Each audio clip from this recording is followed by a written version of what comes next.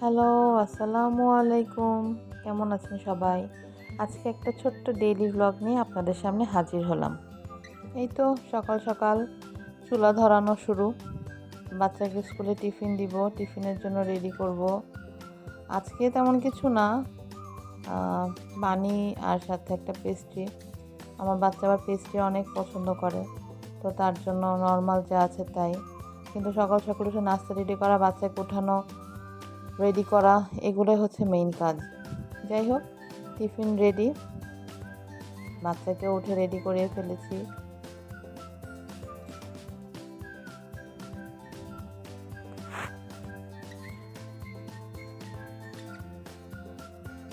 এরপরে বাচ্চা স্কুলে চলে যাওয়ার পরে 1 কাপ চা, চা না হলে দিনই শুরু হয় না।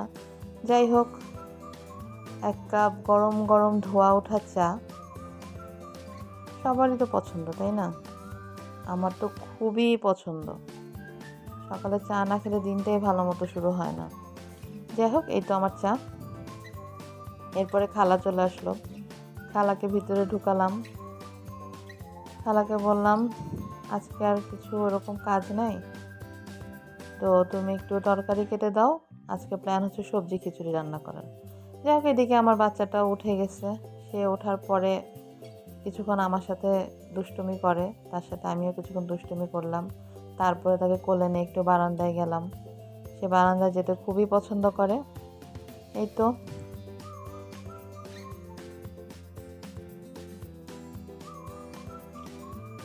তো খালা সবজি কাটা শুরু করে দিল সবজি খিচুড়ির জন্য। আজকে চিন্তা করলাম হাঁসের ডিম আছে, হাঁসের ডিম ভুনা করি, সবজি খিচুড়ি আর সাথে বেগুন ভাজা। নাইস, আর কিছুই দরকার নেই।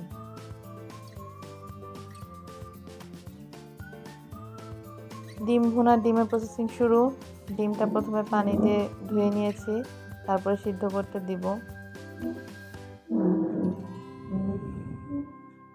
এই যে ডিম সিদ্ধ করতে বসিয়ে দিলাম। আলহামদুলিল্লাহ, আমার এখানে গ্যাসের কোনো সমস্যা নেই। অলওয়েজ অল টাইম চুলায় গ্যাস থাকি।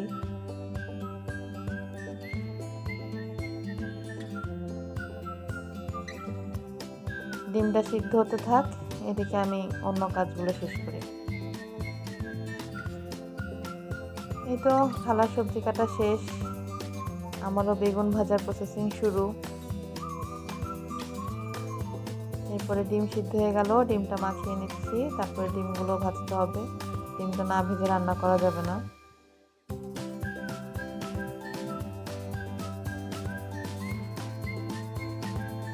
এই তো ডিমগুলো ভাজতে দিলাম, ডিম ভাজাও হচ্ছে। এই তো আমার দুপুরের লাঞ্চের হাফ রেডি। বেগুন ভাজা, ডিম ভুনা, সালাদ। এখন চলে যাব খিচুড়ি রান্না করতে। খিচুড়ি রান্না কম বেশি সবাই পারে, এটা খুবই ইজি একটা রান্না। যখন কোনো কিছু রান্নার ইচ্ছা করবে না, খিচুড়ি রান্না করে ইচ্ছা মতো চালায় নেওয়া যায়। প্রথমে খিচুড়িতে মশলা টশলা সব দিয়ে নিলাম, তারপরে মশলাটা ভালোভাবে কষিয়ে নিচ্ছি। বাসায় কিছু মাংস ছিল, মুরগির মাংস, চিন্তা করলাম মুরগির মাংসগুলো দিয়ে দিই, তাহলে খেতে অনেক মজা হবে। আর বাচ্চারা তো মাংস দিলে কোনো কথাই নাই, খুব পছন্দ করে। আর এই যে আমার ছোট পুচকু একটু পরে এসে খালি দেখে যাচ্ছে মা কি করে। মাশাল্লাহ। এরপরে খিচুড়ির মধ্যে সবজিগুলো দিয়ে দিচ্ছি। সবজিগুলো দিয়ে কিছুক্ষণ ভালো মতো কষাতে হবে। সবজিগুলো হাফ হাফ সিদ্ধ হয়ে গেলে তারপরে খিচুড়ির চালটা দিয়ে দিতে হবে।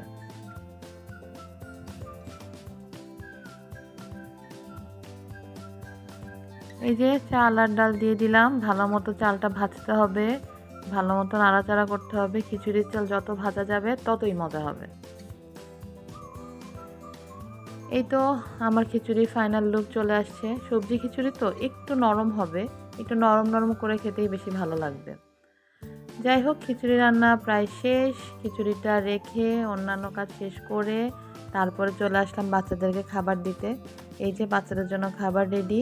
আগে বাচ্চারা খাবে, তারপর তো আমরা। বাচ্চাদেরকে না দিয়ে তো আর কোনো খাবার খাওয়া যাবে না, তো ওদেরকে আগে খাইয়ে নিই, তারপরেই আমি খাই। আমার ছেলের জন্য খাবার রেডি করলাম। আমার ছেলেরও খিচুড়ি অসম্ভব পছন্দ এবং আলহামদুলিল্লাহ খিচুড়িটা অনেক মজা হয়েছিল। এই যে আমার ছেলে খেতে বসে গেল এবং বারবার বলছে, মা অনেক মজা হয়েছে, অনেক মজা হয়েছে। তো আজকে এই পর্যন্তই। সবাই ভালো থাকবেন।